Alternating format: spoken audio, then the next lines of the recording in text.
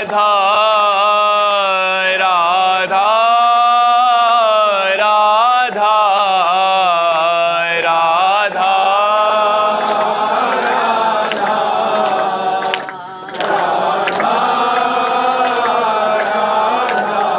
हाय राधा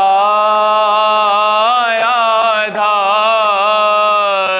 राधा राधा राधा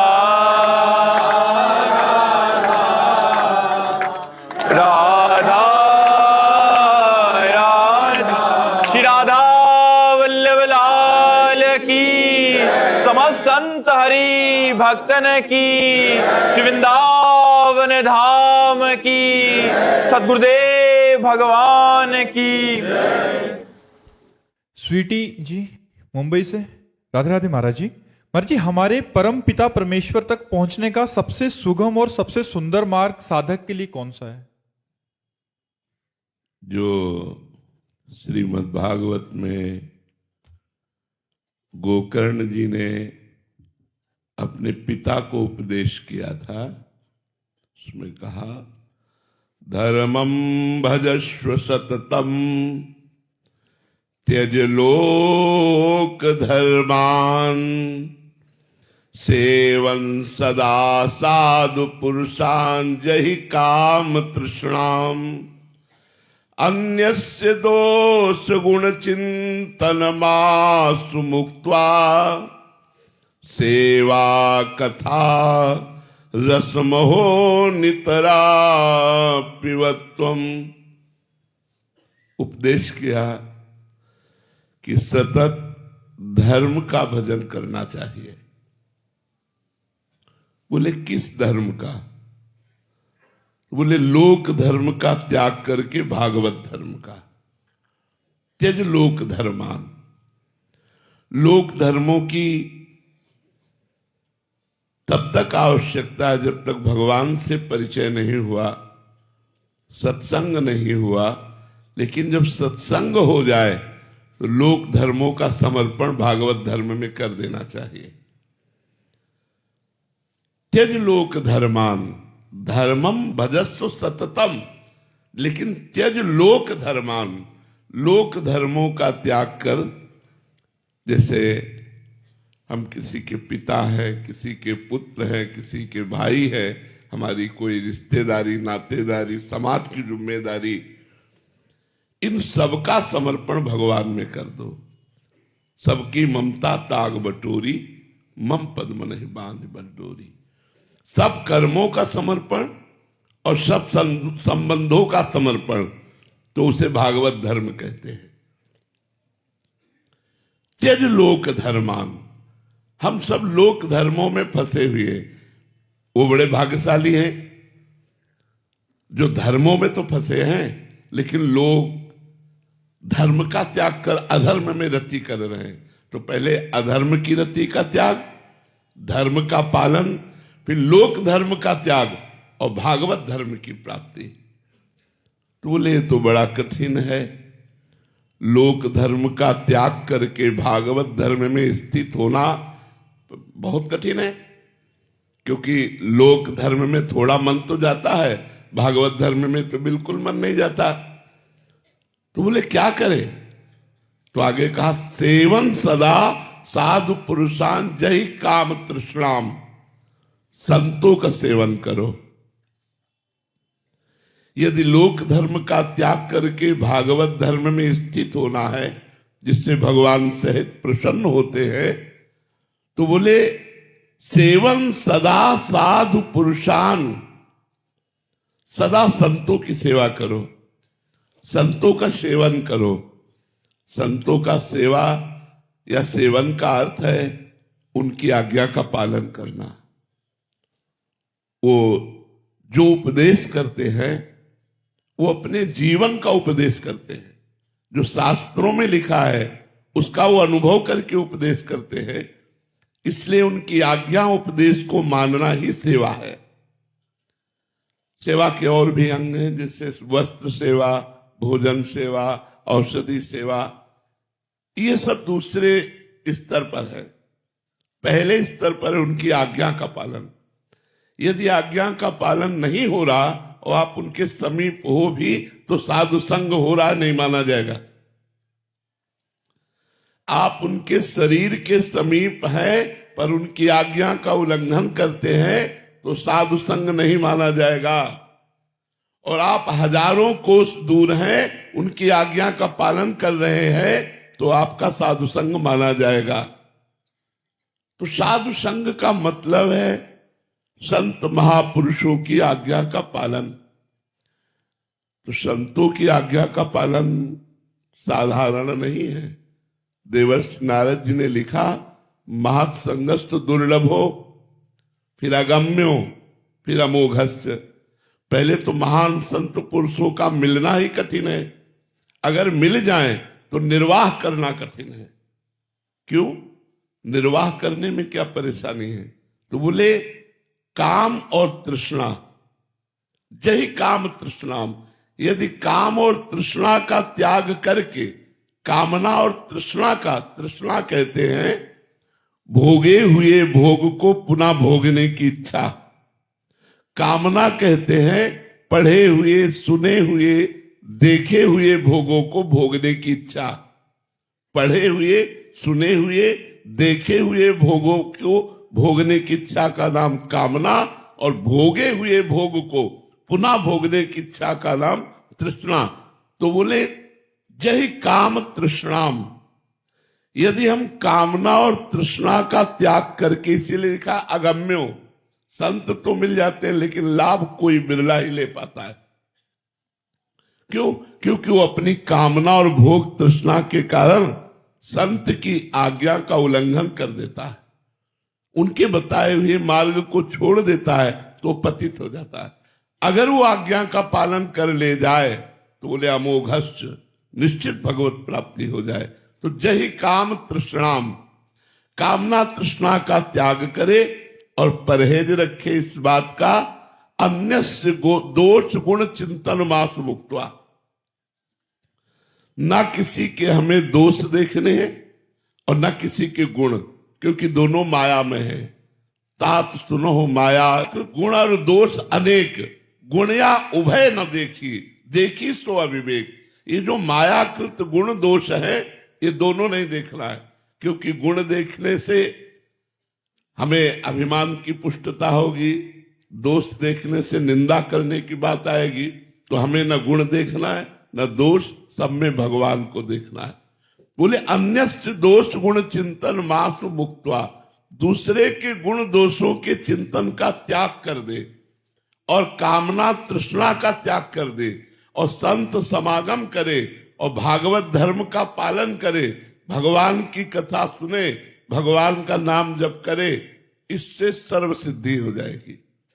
चाहे निराकार का साक्षात करना चाहो, चाहे साकार का साक्षात्कार करना चाहो, जो चाहो वो प्राप्त हो जाएगा। इतना जीवन में होना चाहिए। महापुरुषों का संग, भागवत धर्म का पालन, अर्थात समस्त कर्म भगवान को समर्पित, ये भागवत धर्म है। और भगवान की सेवा कथा और नाम जप, शरीर से सेवा, भगवत स्वरूप सबको मान करके, किसी के दोष गुण का चिंतन नहीं, निरंतर भगवान का चिंतन, निश्चित भगवत प्राप्ति। अब भजन हो रहा है और पर निंदा कर रहे हो तो भगवत प्राप्ति नहीं होगी। भजन हो रहा है और व्यभिचार कर रहे हो, भगवत प्राप्ति नहीं होगी। इसलिए अन्यस्य दोष गुण चिंतन मात्र मुक्त्वा, और जही काम तृष्णाम, कामना और तृष्णा का त्याग और दूसरे के गुण दोषों का त्याग कर दोगे तो जो भजन करोगे वो भगवत प्राप्ति के योग्य आपको बनाता जाएगा। इसलिए सबसे सरल साधन संतों का संग। संतों के संग में जो हमें उपदेश सुनने को मिले उनको आचरणों में उतारे और नाम जप करे तो निश्चित भगवत प्राप्ति हो जाएगी। जीत प्रजापति जी पुणे से। श्री हरिवंश। श्री हरिवंश महाराज जी। महाराज जी, जब अहंकार का लय हो जाए और कर्तापन शेष ना रहे तब निर्णय कौन करता है, या फिर सब कुछ श्री जी की कृपा से स्वतः ही घटित होता है? स्वतः ही होता है। बुद्धि निर्णय करना बंद थोड़ी बंद कर देती। निर्णय करना अहंकार का कार्य थोड़ी है। निर्णय करना बुद्धि का कार्य है, संकल्प विकल्प करना मन का कार्य है, चिंतन करना चित्त का कार्य है और क्रिया को स्वीकार करना अहंकार का कार्य है। तो क्रिया जब अस्वीकृत हो जाती है तो जीवन मुक्तता की तरफ जाता है, क्रिया जब स्वीकृत हो जाती है तो बंधन की तरफ जाता है। तो बंधन मात्र नष्ट होता है, कार्य तो वैसे ही होता रहता है। जैसे इनके हृदय में कार्य हो रहा है तो आपको क्या, तो ऐसे इस हृदय में कार्य हो रहा है आपको क्या। आप आत्मस्वरूप है, आप देह थोड़ी है। तो देह भाव से आप करता है और स्वरूप भाव से आप करता है। तो बुद्धि का कार्य निर्णय करना, अहंकार का कार्य थोड़ी है निर्णय करना। निर्णय तो बुद्धि वैसे भी करती रहती है। स्वीकृति और अस्वीकृति ये अहंकार की बात है। तो अस्वीकृति कर देने से अहंकार लय को प्राप्त हो जाता है, स्वीकृति करने से अहंकार पुष्ट होता है। अहंकार पुष्ट होता है, जन्म मरण पुष्ट हो जाता है, दुख सुख पुष्ट हो जाता है। और जहाँ अहंकार नष्ट हुआ तो दुख सुख नष्ट हो गया, जन्म मरण नष्ट हो गया, वो जीवन मुक्त हो गया। पर ये कहने में बहुत सरल, बहुत कठिन है। अहंकार नष्ट करना बहुत कठिन है। शरीर में थोड़ी भी पीड़ा हो तो भजन नहीं सुहाई देता। जब शरीर में भयंकर पीड़ा हो और वैसे एक रस भजन चलता रहे, अहंकार गलित होना, कोई अपमान कर रहा है और आपका भजन वैसे ही चल रहा है, कोई निंदा कर रहा है, आपका भजन वैसे ही चल रहा है, तब अहंकार गलित होना बहुत कठिन होता है। अहंकार में ठेस पहुंचना बर्दाश्त नहीं होता, फिर उसको नष्ट हो जाना कैसे बर्दाश्त हो जाएगा। अहंकार खत्म तो जीवन मुक्त हो गया, जीवन ही खत्म, वो जीवन मुक्त हो गया। फिर उसको जो आनंद प्राप्त होता है वो अहंकारी अनुभव ही नहीं कर सकता, जो अहंकार रहित को आनंद प्राप्त होता है। पर अहंकार बिना साधना के नष्ट नहीं होता, और साधना अहंकार नष्ट करने वाली बिना गुरु कृपा की नहीं होती, और गुरु कृपा बिना भगवान की कृपा की नहीं होती। तो वैसे पूछा जाए तो भगवान की अपने ऊपर कृपा हो चुकी, मनुष्य शरीर मिला, संत समागम मिला, अब इसे धीरे धीरे नष्ट कर दे। नमिश जी पटियाला से। श्री हरिवंश प्यारे गुरु जी। राधे महाराज जी। गुरुदेव, मीरा जी और प्रहलाद जी जैसे विश्वेश भगवान के प्रिय भक्तजनों और संत जनों के जीवन में इतनी कठिनाई और इतना विरोध होते देखा गया है। महाराज जी, इतनी कठिनाई और इतना विरोध होने पर ये भक्तजनों और संत जनों के प्रारब्ध में होता है या फिर भगवान स्वयं कृपा करके अपने भक्तजनों पे ऐसी परीक्षा लेते हैं? इनका प्रारब्ध नहीं होता है, भगवान की लीला होती है। जैसे भगवान की निज लीला होती है, ऐसे भगवान के निज जनों की लीला होती है। ये साधारण मनुष्यों में क्षमता नहीं है। जैसे एक दिया सलाई जलाई जाए, वैसे लगाई जाए तो यहाँ छाला पड़ जाएगा। और पूरी आग में धधकती हुई प्रहलाद जी को जलाया गया, एक रोम भी नहीं जला। तो वो भगवत स्वरूप है। जल में डुबाया गया, यहाँ थोड़ी देर सांस रोक ली जाए तो मर जाएंगे, मरे नहीं। जहरीली गैस के कुंड में बंद किया गया, सांपों के झुंड के बीच में छोड़ दिया गया, पर्वत के नीचे दबाया गया, मंत्रों द्वारा मारण का प्रयोग किया गया, कृत्या उत्पन्न की गई, कुछ नहीं। ये भगवान की लीला जैसे दिव्य होती है, ऐसे भक्तों की दिव्य लीलाएं होती है। हम लोग मानुषिक भक्त है, वो दिव्य भक्त है। जैसे नारद जी हैं, सनक सनंदन सनातन जी हैं, ये बड़े बड़े चैतन्य महाप्रभु हैं, हरिवंश महाप्रभु हैं, स्वामी हरिदास जी हैं, निम्बारकाचार्य जी हैं, वल्लभाचार्य जी, शंकराचार्य जी, ये सब बड़े महापुरुष भगवत स्वरूप है। तो इनकी भगवत स्वरूप लीलाएं होती हैं। अपनी तो नष्ट हो जाएगा शरीर, अस्त्रों से काटा जाए तो नष्ट हो जाएगा ना। प्रहलाद जी का अस्त्रों से काटा गया शरीर नष्ट नहीं हुआ। हाथी से दबाया गया तो एक हाथी से अगर दबाया तो पिच जय हो जाएगा, वहां कुछ नहीं हुआ। तो उनका दिव्य शरीर था।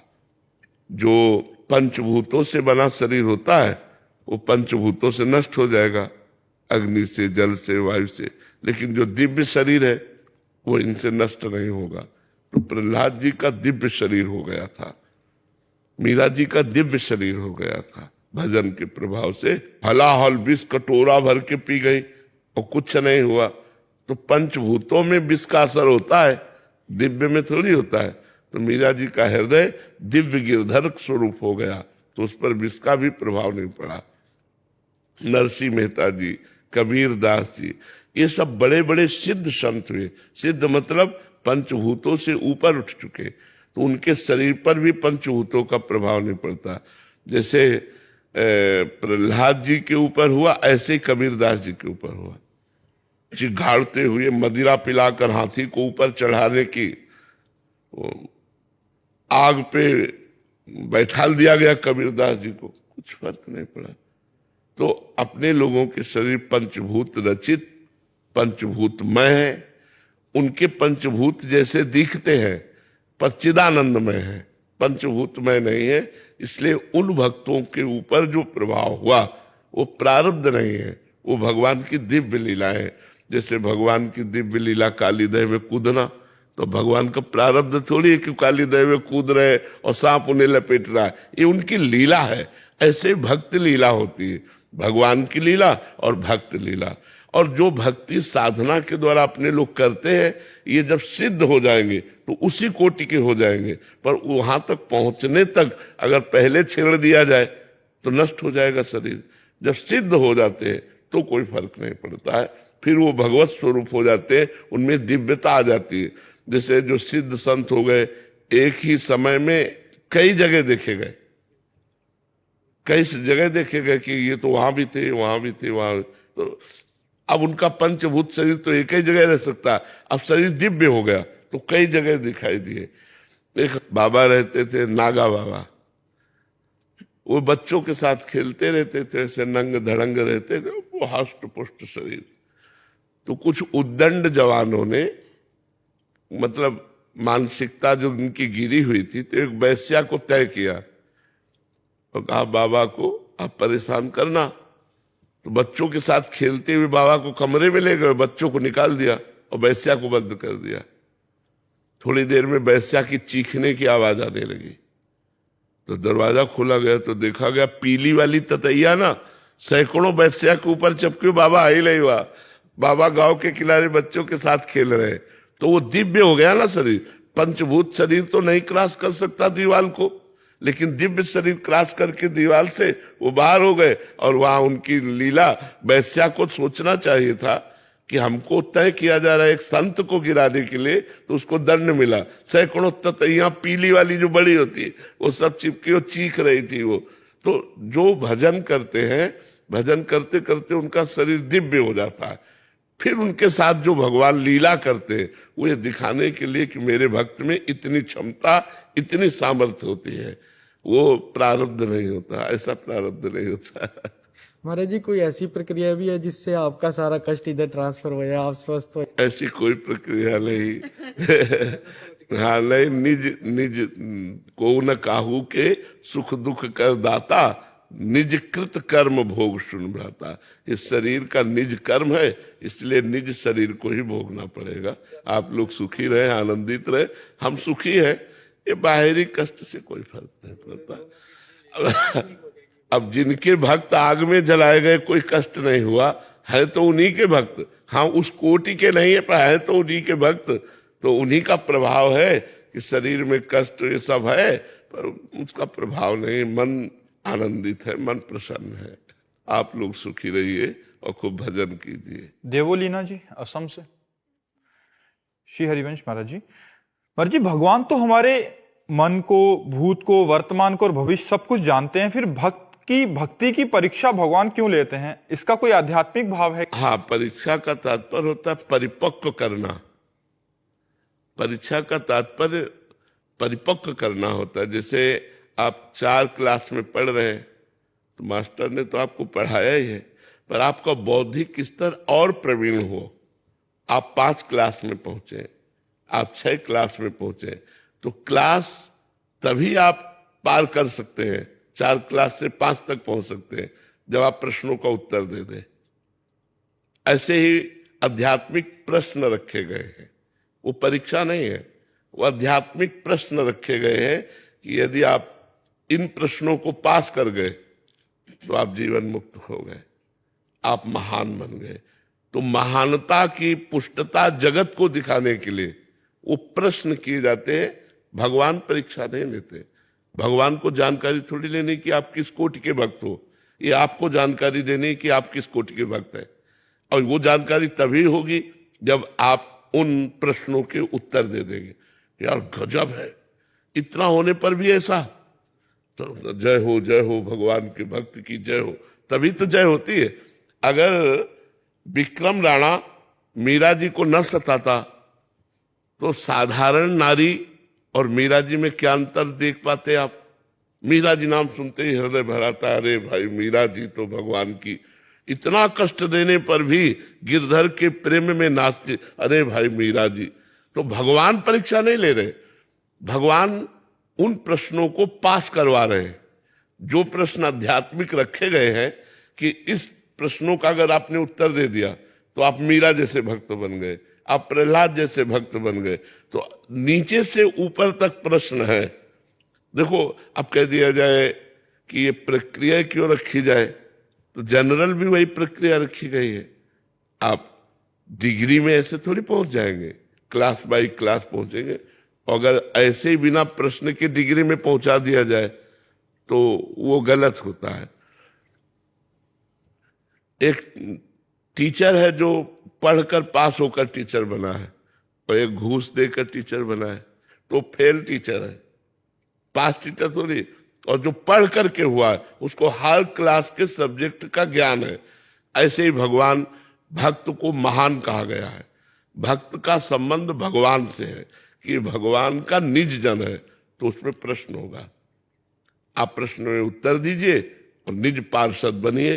अब जैसे सब कोई कमांडो थोड़ी बन जाता है, कमांडो सब कोई थोड़ी बन जाएगा। कमांडो का मतलब चुटकी बजाते ही गोली मार दिया, गोली लगने वाले को पता नहीं चला कि गोली लग गई।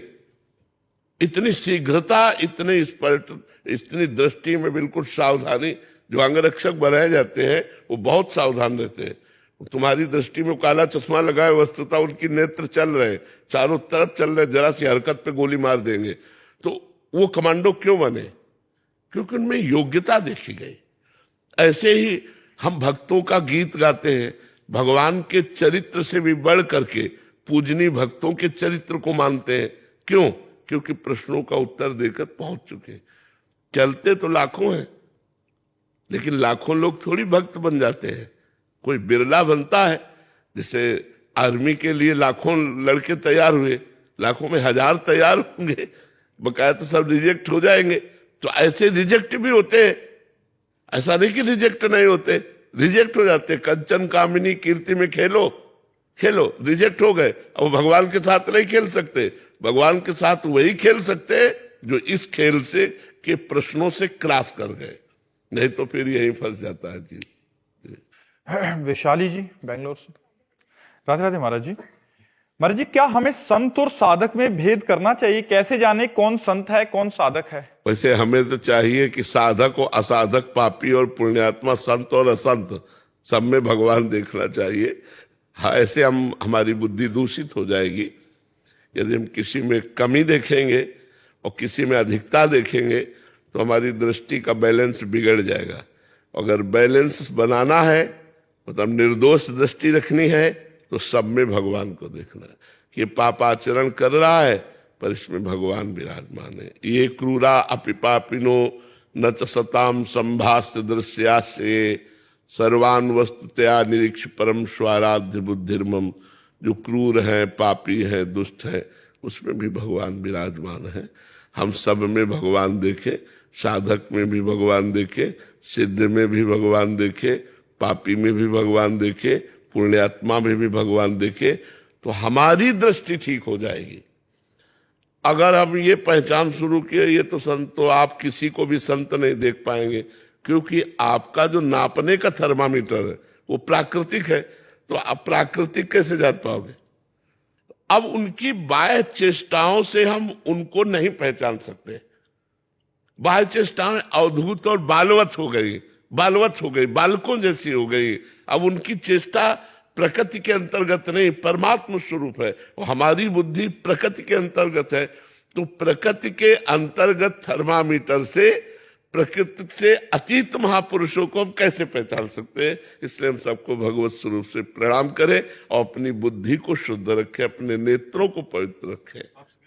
मधुसूदन जी मुंबई से, राधे राधे महाराज जी।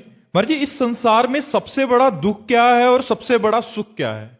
सबसे बड़ा दुख मूर्खता है और सबसे बड़ा सुख विवेक है। समझ पाए? सबसे बड़ा दुख मूर्खता है, अविवेक, और सबसे बड़ा सुख विवेक है। तब लग कुशल न जीव कहूं, सपने हो मन विश्राम, जब लग भजत न राम कहूं, शोक धाम तजी काम। अगर भगवान से नहीं जुड़े तो अविवेकी ही तो रहे, मूर्ख ही तो रहे, अपने जीवन की स्वास्थ्य व्यर्थ नष्ट कर दी। तो चाहे कोई इंद्र के समान धनी हो, त्रिभुवनपति, और भगवान से विमुख है, अज्ञान युक्त है, तो वो दुखी है। एक अप्सरा स्वर्ग की उतर आवे तो ऋषि मुनियों के मन चलायमान हो जाए। ऐसी अप्सराओं का स्वामी इंद्र अहिल्या जी के साथ गलत आचरण के लिए तो मूर्ख है कि नहीं है? मूर्ख। त्रिभुवनपति होकर के भी मूर्ख है। हुआ कि नहीं मूर्खता? एक ब्रह्म ऋषि की, एक महर्षि की पत्नी के प्रति गलत भाव करना, इसीलिए श्राप दिया जाते हैं शरीर में 1000 भाग हो जाए, 1000 नेत्र, शास्त्र नेत्रधारी कहा गया, और बाद में रामावतार में वही नेत्र बने जाके।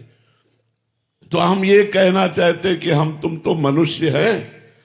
देवराज इंद्र भी यदि भगवान से विमुख होकर विचार करने लगे तो सबसे बड़ा दुख मूर्खता है। फंस गए दुख में, श्राप दे दिया गौतम ऋषि ने।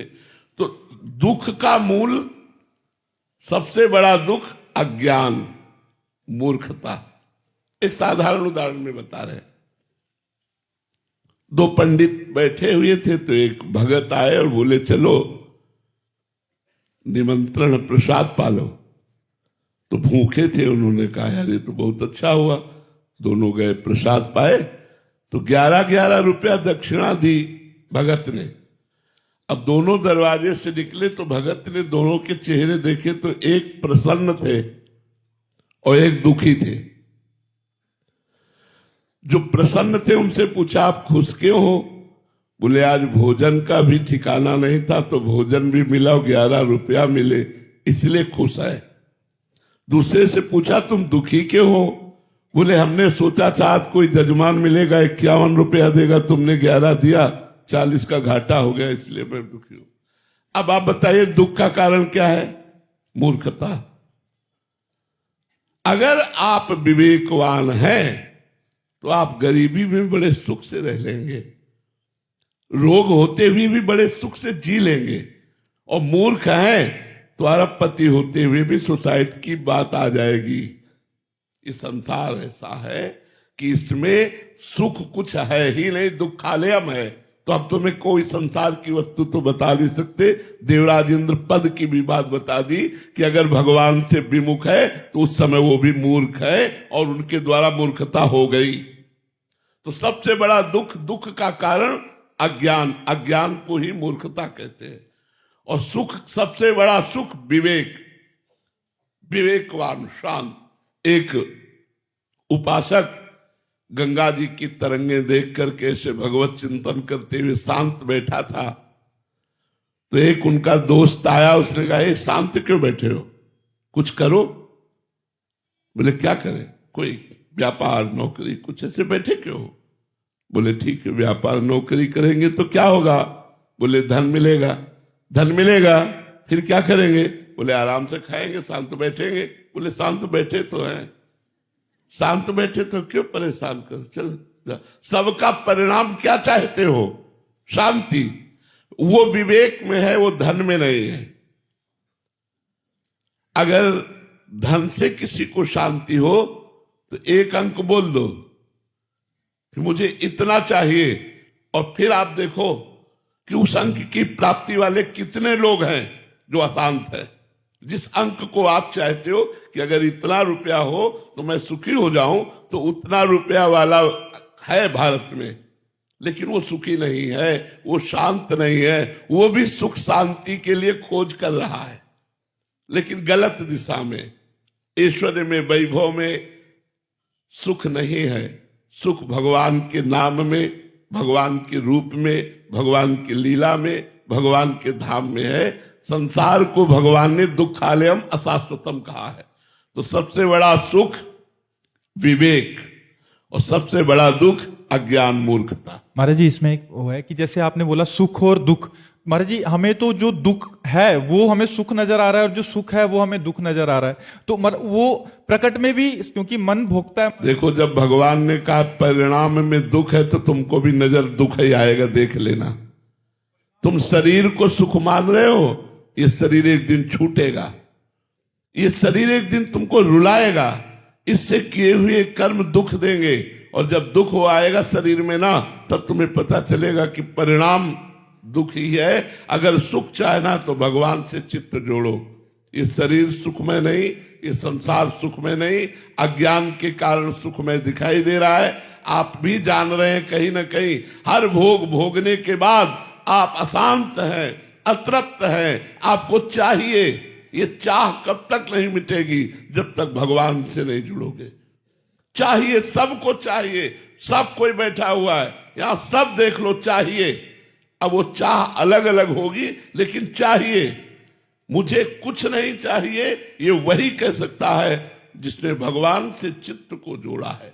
जाहि न चाहे कबहु कछु, तुम सन सहज सने, बसो निरंतर तासुर सो राउर निज गे। महाराज जी इसकी यात्रा बहुत लंबी है, तो बीच का बहुत वो मन जलता है और ये तत्कालिक सुख मिलते। इसीलिए कहा गया है भजन न होई संग बिनु, भजन बिना नहीं प्रेम, छिन्हु भजन न छाड़िए, धरिए या ध्रुव नेम। बिना संतों के संग के यात्रा पूरी नहीं होती, न प्रारंभ होती है न पूरी होती है।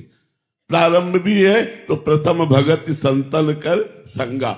ये अध्यात्म की यात्रा सत्संग से ही प्रारंभ होती है और सत्संग में ही मध्य होता है और सत्संग में ही विश्राम है। आप ये समझो, जो बड़े सिद्ध महापुरुष वो क्या करते हैं? सत्संग ही तो करते हैं। आज सनक सनंदन सनातन सनत कुमार जी आपस में बैठकर एक प्रवक्ता बन गया, 3 श्रोता बन गए, महामहिम भगवान की चर्चा सुनते रहते हैं। तो साधन भी सत्संग है और यात्रा भी सत्संग है और साध्य भी सत्संग है। अगर सत्संग ना मिले तो साधक लड़खड़ा के गिर जाएगा, माया में इतनी फिसलन है। अगर हमें रोज सत्संग मिले तो नया उत्साह बनता है, हम भी परमार्थ में चल सकते हैं। देखो, बहुत से भाई ऐसे हैं जो आके यहाँ बोले कि हम शराब छोड़ दिए, हम मांस छोड़ दिए, 2 साल पहले, 6 महीने पहले आए, आज हैं, लेकिन सत्संग ने सुधार उनका 2 साल पहले शुरू कर दिया था। यदि हमें सत्संग सुनने को मिले तो हमारे गंदे आचरण छूट जाए, हमारे अंदर उत्साह बने, हम भी भगवान को प्राप्त करें, हम भी सच्चिदानंद सुख की तरफ चले। सत्संग ना मिलेगा तो फिर नहीं। मत कीरति गति भूति भलाई, जब जेहि जतन जहां जेहि पाई, सो जानो सत्संग प्रभाव, लोकों वेद ना अनुपाओ। अगर सत्संग मिलता रहे तो जो प्रारंभ और अंत के बीच की यात्रा मध्य है वो बहुत आराम से कट जाएगी, क्योंकि सत्संग में कष्ट सहने का नया उत्साह प्राप्त करते हैं। अध्यात्म में कष्ट इस बात का होता है कि जिन भोगों को हम प्यार करते हैं, जिन भोगों को हम भोगना चाहते हैं, वो अंदर लालसा है पर हम बाहर भोग नहीं रहे। अध्यात्म में सबसे बड़ी बात यह है, आपके अंदर लालसा है और आपने भोग लिए तो आपका मन थोड़ी देर के लिए शांति दिखाएगा, लेकिन जब आपके अंदर लालसा है, आप भोग नहीं भोगेंगे तो आपको व्यथित करेगा, आपको जलाएगा। उस जलन को हम कहां शांत करें? उस जलन को हम सत्संग के द्वारा शांत करते हैं। जब हम सुनते तो सहने की ताकत आती, नहीं हम भी चलेंगे, हम भी भगवत मार्ग में चल सकते हैं। और वो एक ऐसा बल मिलता है कि हम गलत आचरण छोड़ देते हैं। यहां तक कि धर्ममय विषयों से भी वैराग्य हो जाता है।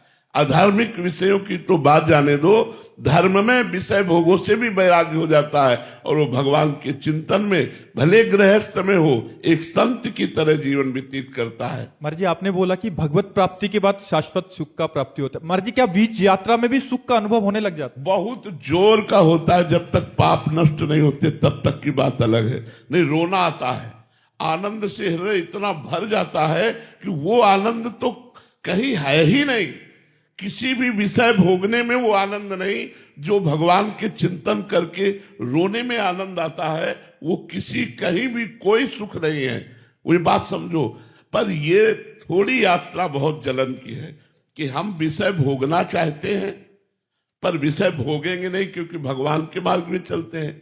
तो विषयों के त्याग जनित दुख और भगवदानंद से विमुख, अभी भगवदानंद मिला नहीं, अब ये यात्रा बिना साधु संग के नहीं हो सकती, नहीं साधक भ्रष्ट हो ही जाता है। इसलिए साधु संग की अत्यंत आवश्यकता है।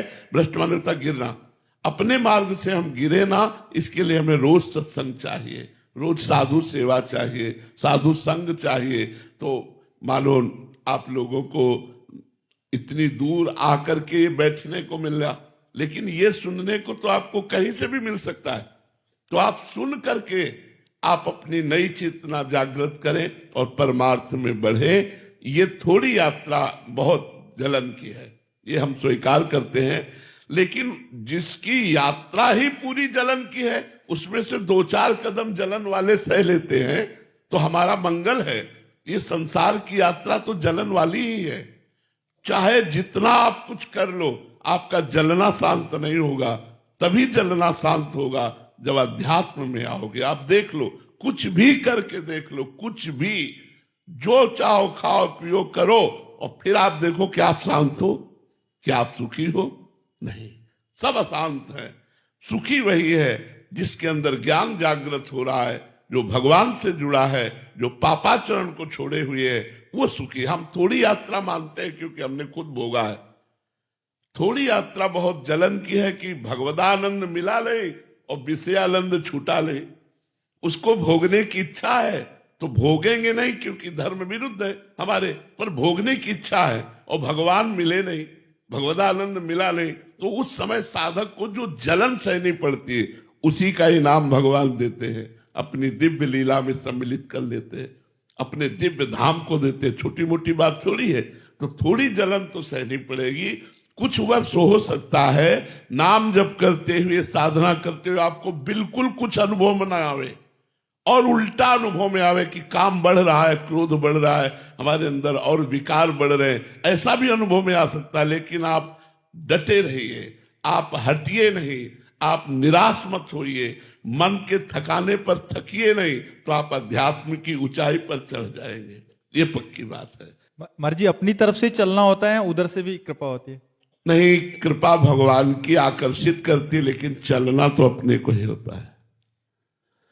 ये तो अपने को ही करना पड़ेगा। बल भगवान देंगे। जैसे विषयों का त्याग करना है तो त्याग करने की चेष्टा तो हमें करनी है, लेकिन चेष्टा में बल भगवान देंगे, लेकिन हमको तो त्याग करना ही पड़ेगा। अब ऐसा नहीं कि हम मनमानी आचरण करें और कह दें कृपा संभाल लेगी, तो भाई ऐसा नहीं है।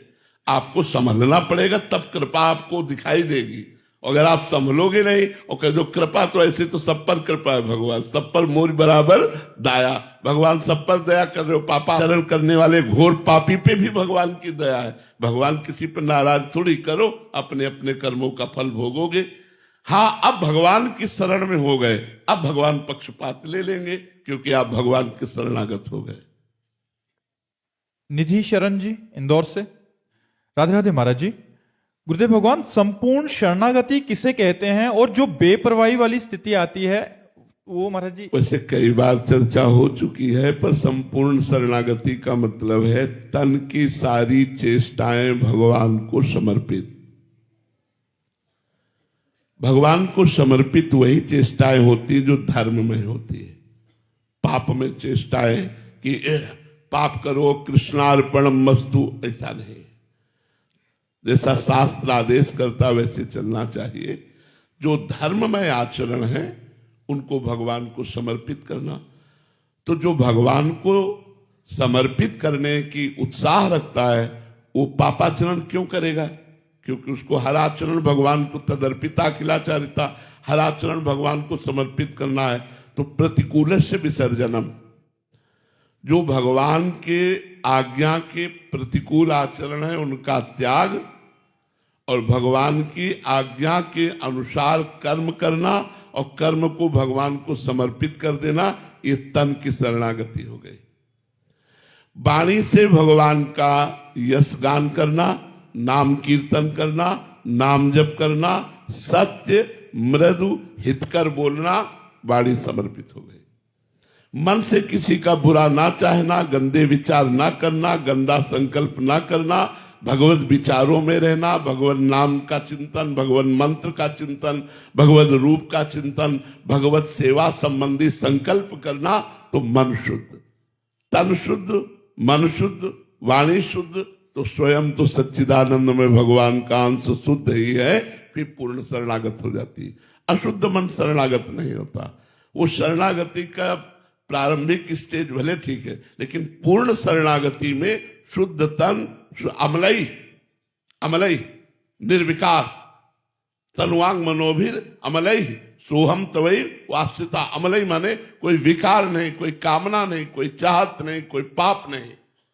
तो शुद्ध तन, शुद्ध मन, शुद्ध वचन, तो हमारा भी शुद्ध स्वरूप है, वो सोहम तवई वास्तिता। वो प्रियालाल के पूर्ण शरणागत माना जाता है। प्रारंभ में वचन से शुरू होती है, नाथ मैं आपकी शरण में हूं। द्वितीय आचरणों से शुरू होती कि भगवद अर्पित आचरण। तृतीय फिर मन से शुरू होती मानसिक सेवा, और चतुर्थ में स्वयं समर्पित हो जाता है। स्वयं समर्पित हो गया तब पूर्ण शरणागति होती। महाराज जी, साधक जब चलता है तो वाणी से भी करता है, अंदर से भी होता है, फिर भी जब गलती होती है, फिर जलन होती है, फिर वो भी जलन भी शरणागति का ही एक स्वरूप है हमारा। देखो, गलती तो तब तक होती रहेगी जब तक पूर्ण भगवान का ज्ञान नहीं होगा।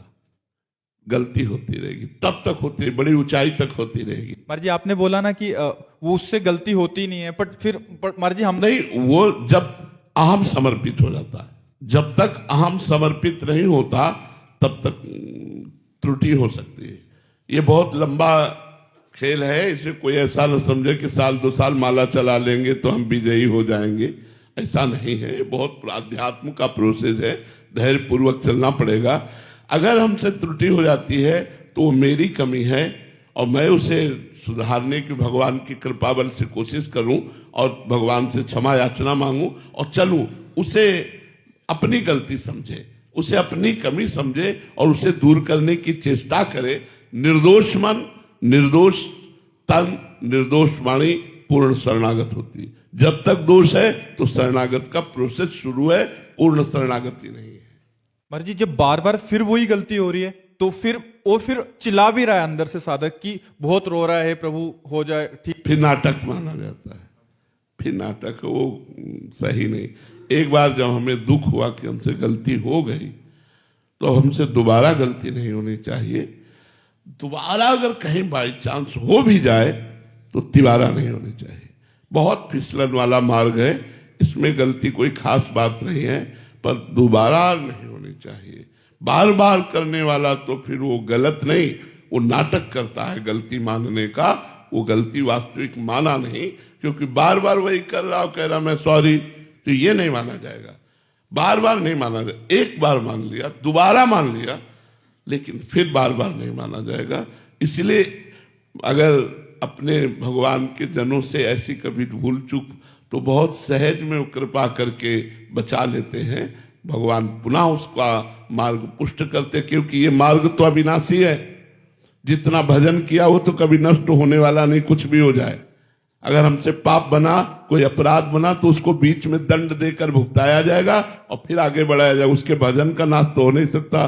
तो वो तपस्वी, वो भजनानंदी जितना भजन किए वो तो सुरक्षित रखा हुआ है। अपराध हुआ, उसका दंड भोगा, और फिर वहीं उसी स्थिति से वो थोड़े कि काका गागा पढ़ेगा, उसी स्थिति से वो चल पड़ेगा। तो उसकी तेज चाल है, तो जो रुकावट हुई थी वो सेकंडों में खत्म हो जाती है और वो आगे बढ़ जाता है।